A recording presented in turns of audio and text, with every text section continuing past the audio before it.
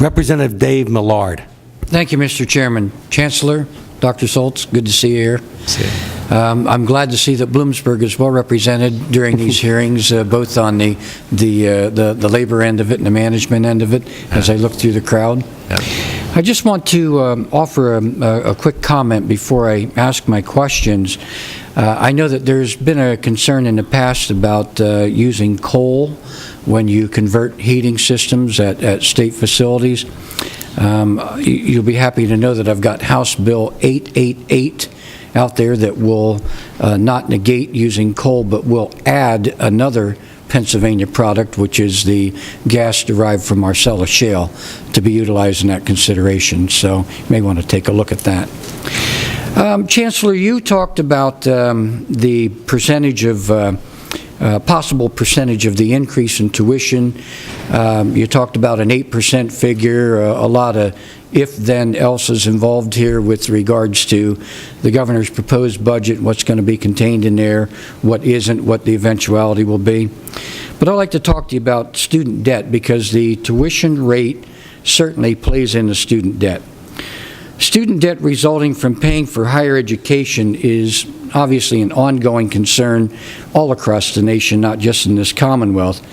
But can you give us an idea of the debt load of a typical student leaving our state system universities? And can you offer any inside information or insight into what the state system is doing, what you're doing to control that debt load? Okay, a couple things. First of all, President Millard, I want to clarify, I talked about our budget request being put together with an assumption of a 2.8% tuition increase, not 8%. I feel better already. Okay. So not just 2.8%. Yeah, sorry. Yeah. But just so that students and parents who are looking at going to the system don't swoon, who may see this broadcast. The issue of student debt is clearly one that everybody focuses on, and there's two dimensions of that. One is educating students about when and where to take on debt and for what purposes.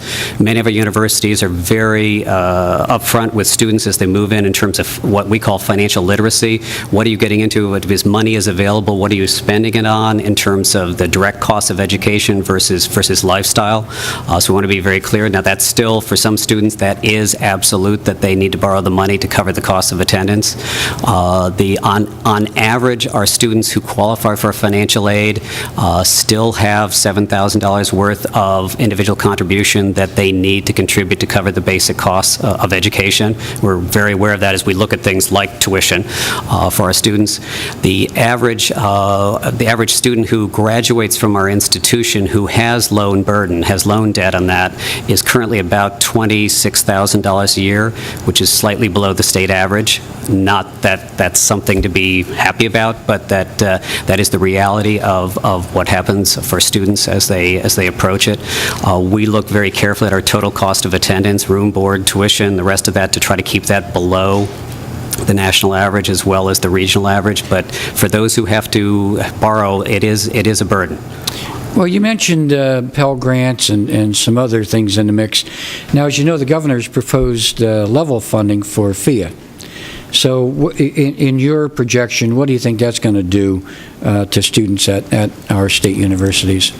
I mean, with level funding, it all depends upon how many more students may or may not be in the mix for that. So it could generate the same amount of student dollars for PASHE students as it did last year. It has to run through that formula on looking at those numbers and that kind of thing.